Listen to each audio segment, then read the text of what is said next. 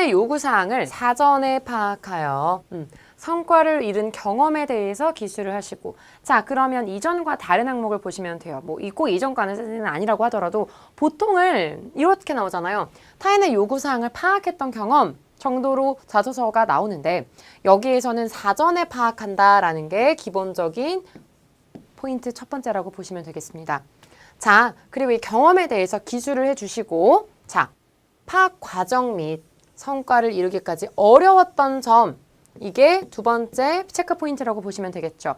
제가 아까 맨 처음에 말씀드렸던 그 에피소드 포인트, 거기에 MSG 쳐주면 좋다 그랬잖아요. 본인의 약점이라던가 위기 상황이라던가 아니면 문제점 드러나면 훨씬 더 부각이 된다라고 말씀을 드렸는데, 실제로 자소서에서도 그거를 보고자 하는 거죠. 그쵸?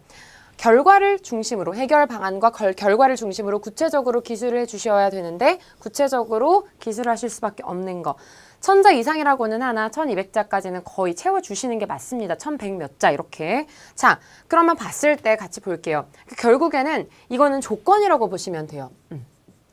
자, 일단 첫 번째 조건은 타인입니다. 타인. 자, 그러면 조직 내나 조직 밖에 다른 목적을 가지고 있거나 다른 위치에 있는 사람이 타인이라고 보시면 돼요. 그냥 무작정 타인이 아니라, 이왕이면 자소서에 쓰시는 건 같은 집단에 소속된 혹은 같은 목표를 가지고 있는 집단 내부에서의 어떤 동료 혹은 같이 일을 하고 있는 사람, 이런 분이 타인의 기준이 될 수 있겠죠. 자, 그러면 조직 내 혹은 밖에 다른 목적에 가지고 있는 혹은 나와는 다른 위치의 사람 혹은 어떤 다른 이해관계의 사람이 될 수 있겠죠. 이 사람의 뭔가 다른 목적이나 다른 위치에 있어야만 사전에 뭔가를 파악했을 때 나의 어떤 파악 능력이라던가 분석 능력이 부각될 수 있겠죠. 항상 부각될 수 있는 포인트를 생각해 주시면 돼요. 자, 사전에 파악을 해야 하는데 1200자를 채우시려면 이런 게 들어가면 좋아요. 내가 사전에 파악을 할 수 있었던 계기나 노하우나 배경이나 과정이 들어가시면 좋아요. 그러니까 사전에 파악할 수 있는 나만의 센스. 예를 들면 이런 거죠. 계속 반복이 됐었어. 예를 들면 그러니까 이 상황은 여러분들이 만들기 나름이거든요. 예를 들면 내가 되게 조금 눈치가 없어. 눈치가 없는데 늘 어떤 상사가 계속 나에게 이런 식으로 얘기를 했어. 그때 나는 그게 어떤 걸 원하는지 잘 몰라서 되게 막막했는데, 어느 순간부터인가 나에게 일을 시키지 않는 걸 봤을 때 내가 이런 거를 내가 먼저 조금 파악을 해야 되겠구나. 내가 먼저 조금 이 사람이 어떤 걸 원하는지를 먼저 관심을 가져야 되겠구나라는 어떤 동기부여가 들어가면 좋겠죠. 사전에 파악을 할 수밖에 없었던 동기부여, 그게 내 약점이 될 수도 있겠고요. 혹은 정말 급박한 상황에서 사전에 파악하지 못하면 안 되는 그런 상황을 먼저 만들어주시면 되게 좋아요. 그 상황에서 내가 선배가 계속 이걸 요구를 했을 때 뭘 할 줄 아니, 뭘 할 줄 아니라고 했을 때 잘 모르다가 전공이 뭐니 이럴 때 잘 모르다가 한 번은 이런 우리가 프로젝트를 맡았는데 뭐 선배가 이런 식으로 넌지시 물어봤을 때 나는 결국 이 선배가 이거를 잘 못하기 때문에 이 부분을 나에게 부탁을 하고 싶구나 라는 생각을 하게 됐다. 그런 거죠. 그거를 먼저 파악을 한 것까지가 이 에피소드 중에 하나가 될 수 있겠죠. 어떤 배경 상황에 대한 에피소드죠. 그런데 어려웠던 점이 있어야 돼요. 방금 거는 파악 과정이잖아요. 그렇죠? 파악 과정에 대한 에피소드도 필요하다는 거겠죠. 간략하게. 어려움. 근데 내가 이걸 모르는 거야. 못하는 거야. 내가 선배가 요구해서 조금 해주기를 원하는 걸 못했던 거야. 그럼 그 상황 속에서 어려움, 위기가 있는 거잖아요. 내 강점, 역량, 가치관이 이 해결 과정에서 드러나야 되는데, 그러면 내가 선배가 예를 들어 엑셀 이걸 잘 못해. 그래서 나한테 부탁을 했는데 나도 잘 못해. 그렇지만 나는 내가 여기 가치관이 들어가면 좋겠죠. 내가 신입으로서, 그리고 어떤 선배가 분명 시키는 데는 이유가 있다라고 생각했고 내가 이걸 할 수 있어야만 어디에서든 적응을 할 수 있다는 나만의 생각이 있었기 때문에 내가 그 엑셀을 배우기 위해서 커말, 어차피 커말도 따면 나에게 도움이 되니까 이렇게까지 공부를 하고 뭘 하고 해서 내가 결국 그거를 완수했어. 요 경험을 쓰시는 거예요. 한마디로 에피소드가 한 2개 정도가 들어가시면 좋겠죠.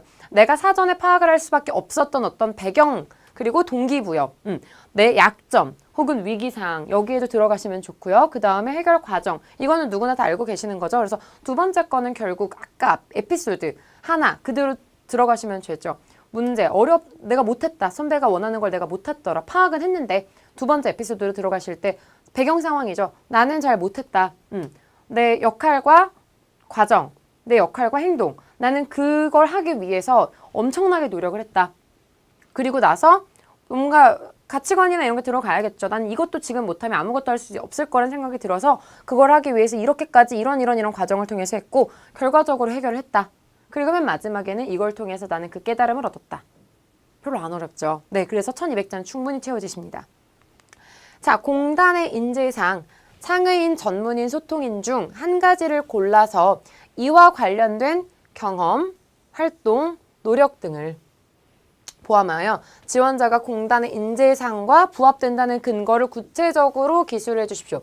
근거예요. 자, 그럼 이렇게 보시면 됩니다. 일단 창의인은 새로운 생각으로 혁신하는, 그리고 전문인은 성장하고 성과를 창출하는, 그리고 배려하고 소통하는 셋 중에 분명 여러분들의 강점이 하나는 있겠죠. 그렇죠? 그럼 이 셋 중에서 여러분들이 그동안 작성하셨던 에피소드를 활용하는 항목이 바로 이겁니다. 근데 이왕이면 여기에는 공단의 인재상뿐만 아니라 최근 역할, 국민연금공단의 역할, 그리고 인재상의 성격이 필요한 사업 영역이나 직무로 먼저 서두에 장식을 해주시면 좋겠죠.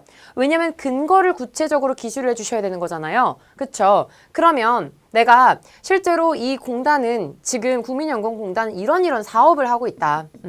혹은 이런 역할을 하고 있다. 그렇게 하기 위해서는 이 인재상이 정말 필요한 것 같다. 그쵸? 그리고 나는 갖고 있다 하면서 내가 그 인재상을 갖게 됐던 경험, 활동, 노력, 그쵸? 그 에피소드 들어가셔야겠죠. 어떤 사건이 있었는데 거기에서 내가 이런 역할을 해서 내가 이 인재상을 얻게 된 거잖아요. 그쵸? 그리고 이 경험은 공적인 집단에서 일어난 거야만 뭔가 근거가 생길 수 있겠죠. 그쵸? 그리고 나중에 그래서 내가 앞으로 포부로 연결을 해주시면 되겠죠. 내가 이렇게 얻은 인재상을 계기로 앞으로 내가 입사해서 공단이 이런 역할을 하는데 기여하겠습니다. 라는 기본적인 포맷입니다. 그래서 여기에선 인재상만 쓰실 게 아니라 국민연금공단이 최근에 하고 있는 사업, 본인이 관심 있는 사업 영역에 대해서도 같이 말씀을 해주셔야지 뭔가 훨씬 더 설득력 있는 근거가 제시가 될 수 있겠죠.